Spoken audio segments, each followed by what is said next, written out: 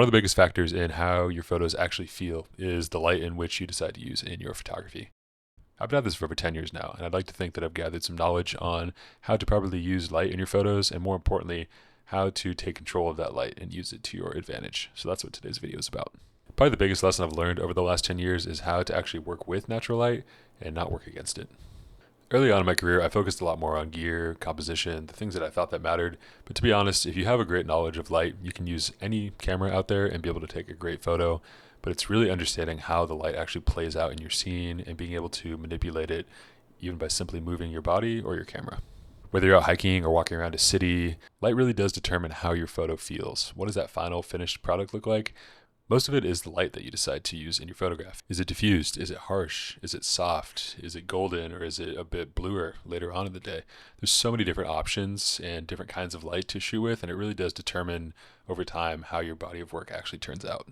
So I think when you're starting out, it's pretty natural to just kind of swing the camera around your neck and take photos, hoping for the best and not really paying attention too much to what you actually might enjoy when you're taking photos. Do you like when the sun is golden and soft? Do you enjoy harsh light? Do you enjoy morning light or afternoon light?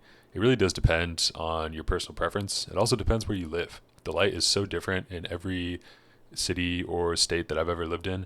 Currently, I live in Los Angeles, and I've called this place home for the last 7 years. And the light here is drastically different than where I grew up, which is in the cloudy, rainy Pacific Northwest of Washington.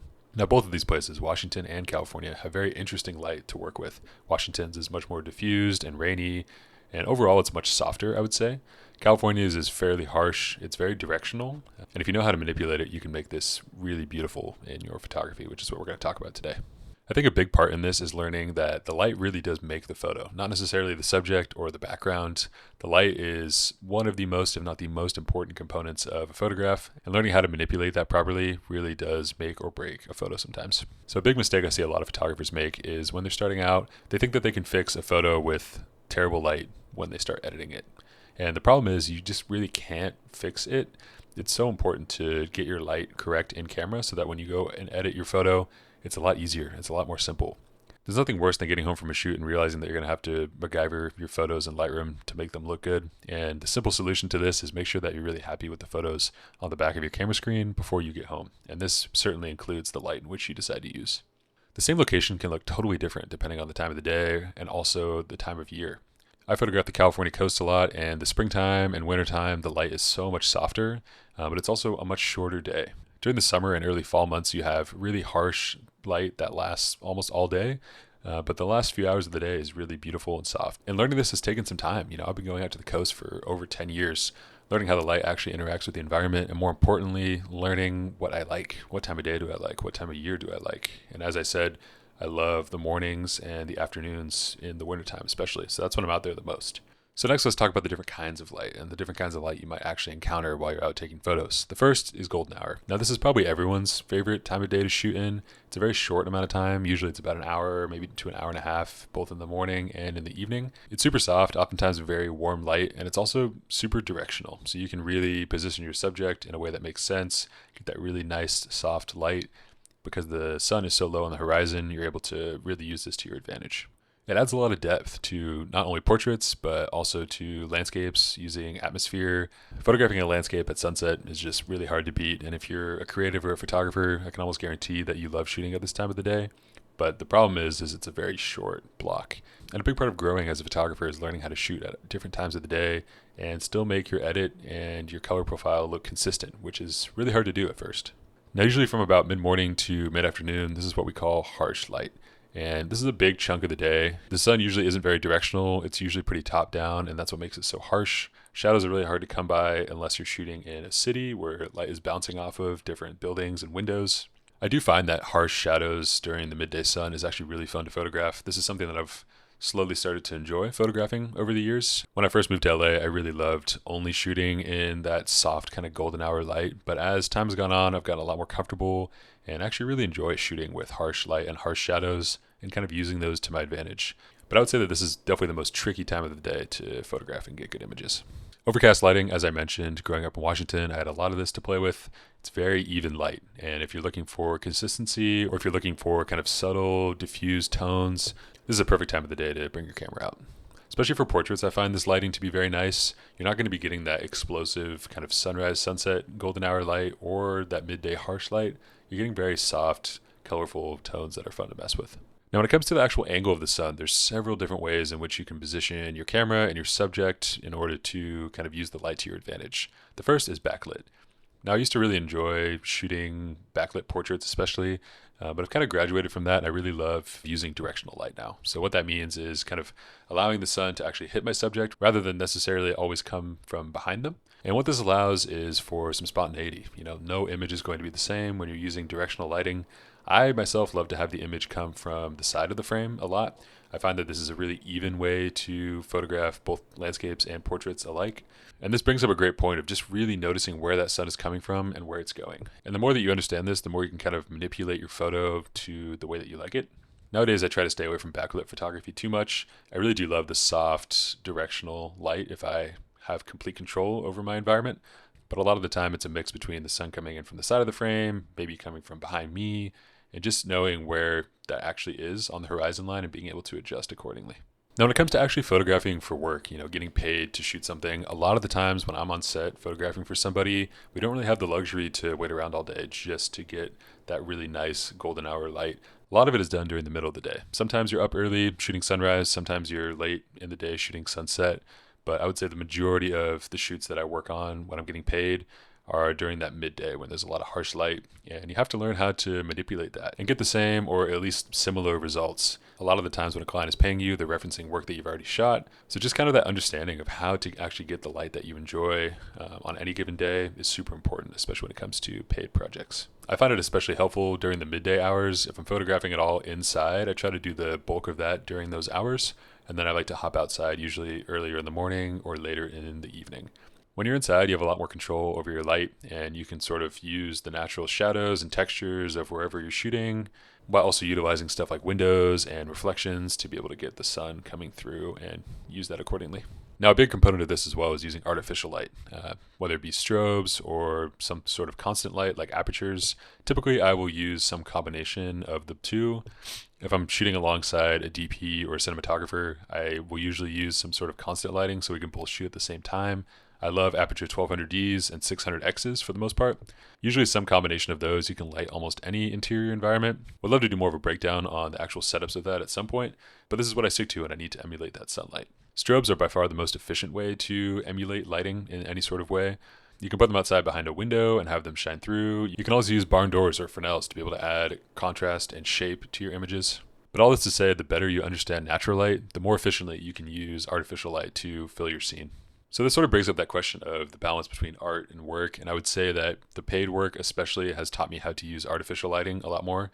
And my personal work has really what drives a lot of that paid work, with an understanding of natural light and how I'm able to use that to my advantage. Natural light to me is just by far the best, and no matter how much you try to emulate it, there's nothing better than sun shining through a window in the morning or a beautiful sunset. Light really does dictate how we see the world and ultimately how we photograph it. So now you're probably wondering, how do I actually notice or even see light to begin with in my images? I use a lot of sunlight throughout my photography work, and a lot of that is really just noticing that the sun's even there. Over time, I've trained myself to notice light almost anywhere, whether I have a camera in my hands or not. I'm always looking and I'm always noticing light. Even when I'm walking through my neighborhood at sunset, I notice the soft light kind of dabbling through the trees onto someone's house, or if I'm on a train or an airplane especially. I love noticing how the light interacts through people's coffee cups and through the windows, creating really cool shadows. You really do just have to notice how the light is changing in front of you and ultimately how it's going to change your photography. I oftentimes pay attention to shadows and depth and highlights as well when I'm just kind of out and about. Shadows especially, I think, are really interesting in how they change throughout the day. The higher the sun gets on the horizon line, the more opportunities for shadows that you might have to work with. Shadows to me reveal a lot of that depth and sort of mood that you're going for when you're shooting. And as the day goes on, your highlights, such as your skies and people's skin tones, they get a lot softer towards the end of the day. Being outside and hiking and camping has really made me notice light as well. I have a lot of time to just kind of sit and ponder and look at different landscapes, and I'm able to notice how the light interacts with the landscapes that I photograph as well. For example, if I'm shooting in some trees versus the desert, I might actually shoot closer to the middle of the day because I want that sun to be shining through the trees, and earlier on in the morning, it's going to be quite dark. Versus when I'm in the desert, the sun gets really harsh in the middle of the day, But towards sunset, the sun gets directional, it creates shadows, and overall it just gets a lot softer. So I find it easier to photograph that later on in the day. So all this to say, I think it's important to start simple. Start noticing how light changes throughout the day. Notice how it changes in your house. Notice how it changes when you're driving to work. Notice how it changes when you're out for an evening walk. I think that's the best thing about light, and the best thing about photography is you're ultimately capturing how the light looks in that specific moment. And no 2 days are ever going to be the same. Even if you're walking the same path every single day, something is going to be different. The light's going to be different. There's going to be a few clouds in the sky. And this to me is one of the most important components of being able to grow as a photographer. Before the camera's even in your hands, you have to be noticing how the light interacts with your environment, and slowly and surely you'll become a better photographer. So when this comes to your photography, right? Like, how are you using the light to actually tell a story, and what story are you trying to tell? The light really does dictate a lot of that. If it's soft light, it's usually a lot more calm, maybe even a little bit nostalgic. That's usually what a lot of people are going for, myself included. I love the calmness of soft light, and to me, harsh light is the exact opposite of that. It's a lot louder. It's a lot more in your face, and some people love that certain aesthetic for their photos. I myself love the calm nature of soft light, so I'm always chasing that soft kind of pastel sort of looking light. But with whatever light I'm shooting with, I always ask myself the question, like, what do I want this to look like? And I kind of let the light sort of guide me there. I think this is also something that can really benefit your photography. Just kind of asking yourself that question. Okay, here I have a scene in front of me. The light looks a certain way. How do I want to portray this? Or maybe you're taking a portrait and you have a couple different options. You can either go over into the shadows, or you can use the available sunlight to actually illuminate your subject and tell a completely different story. I really do think that these sort of micro decisions are ultimately what makes your photography. At the end of the day, you can even use bad light creatively. In closing, light is everything. It shapes emotion, it shapes the tone of your images, and over time, it will give you a body of work that you are really proud of and is distinctly yours. Whether you're using artificial light or natural light like myself, what matters is how intentional you are with that light and how you use it within your own photography. I'm a big believer in the more that you pay attention to light and the more that you let it fill your frame, the more personal your photography will become over time. Whether you're shooting on your iPhone or a $10,000 medium format camera, you have to learn and see what's in front of you and be able to let that guide your creativity. Now, with all this being said, hopefully you guys enjoyed this one. Let me know down in the comments if you have any questions about light or the way in which I use light in my photography. Hopefully this broke things down even just a little bit. It's kind of a complex topic and there's a lot to it, but I just wanted to highlight how I go about using light in my photography and how it's really shaped my photography style over the years. Now, before this video wraps up, I did want to take a moment to thank today's sponsor, which is Squarespace, for sponsoring today's episode. Now, as you guys know by now, Squarespace is a longtime supporter of this YouTube channel and my creative endeavors. Truly cannot thank them enough for their continued support. In this video, we're talking a lot about light and we're talking about different projects, and being able to organize all of those really does make a difference. And this is where Squarespace comes in. They're as easy as it gets to be able to create a custom photography website without all the coding and the typical hassles that come with that. Everything from gallery pages to selling e-commerce products and even the ability to book appointments. Squarespace makes it extremely easy to do all of this without having to know anything about actually building a website. They do it all for you. Anytime I want to put together a new gallery page on my website, within a couple clicks and dragging over my photos, the page is complete. To me, it's just a great backbone of my photography workflow, and I'm able to display my work in a way that makes sense for me. If you guys would like to check out Squarespace for yourself, there'll be a link down in the description to receive 10% off your first website or domain purchase. Thanks so much to Squarespace, as always, for sponsoring this video, and thanks to you guys for watching. We'll see you in the next one.